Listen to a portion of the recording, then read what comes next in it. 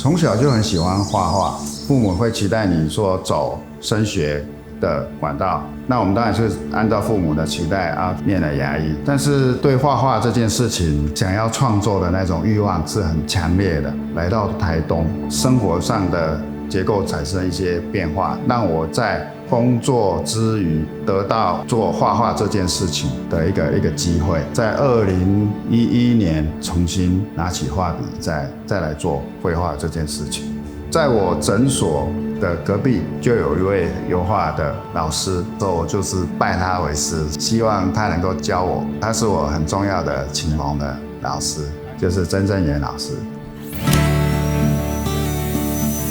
是10几年前，酒鬼牙医师正好诊所是在我家隔壁，他来找我学画画，然后一学就学了8年。在这一段期间里面，他很快就进入状况，他可以玩出一个很特别个人风格，而且是完全在艺术界里面没有出现过的图像。他用画在跟所有的朋友对话，他所有曾经生命里程中所接触的每一个人，除了牙医在医治那些病人牙齿以外，他也走出了一个艺术的生命的永恒的路线。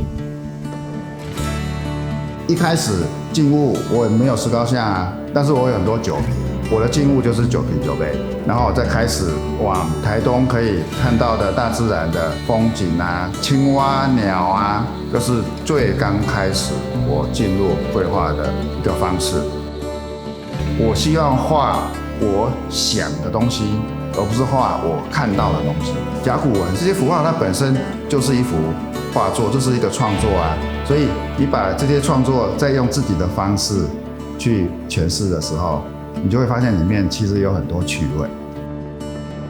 第一个，他很规律的创作，他每天早上的时间，他就是去创作，他会去不拘于形式的去做一些创作的一个媒材的处理。传统人觉得说他画的鬼画，从事现代艺术的人又觉得说他画的入木三分啊，那个神韵都出来了啊，那种感觉。你用的画布是用的还不错的啊，你用的颜料也是用很高级的，这也体现出说他对这个创作他是一个很严肃的。我每隔一段时间就会画自画像，画家每隔一段时间就要审视自己，你到底走到什么程度了，检视你是不是有成长。最直接的方法就是你画一张自画像，你觉得你现在应该是什么样子？我的自画像就从画得很像开始去变，慢慢我就觉得画得很像也没什么了不起，我开始要给它多一点的表情，多一点的颜色。我在画自画像的过程，其实就跟我在绘画去磨练、去成长的过程是一样的。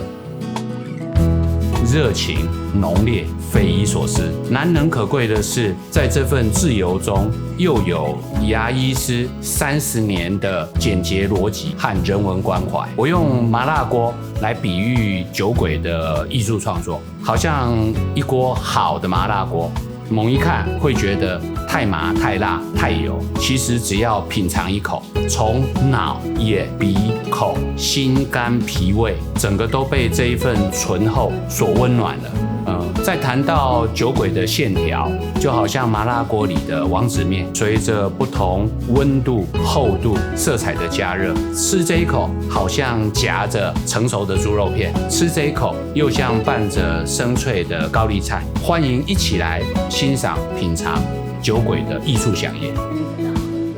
其实会走绘画这条道路，其实是天真又认真。我是一个很天真的人，我不会把可能遇到的问题放在前面，我比较是那个习稿习当灯那种感觉。而且我是个认真的人，我一旦觉得要走，我一定会走到底，而且我要用我所有的力量、所有的资源走到底。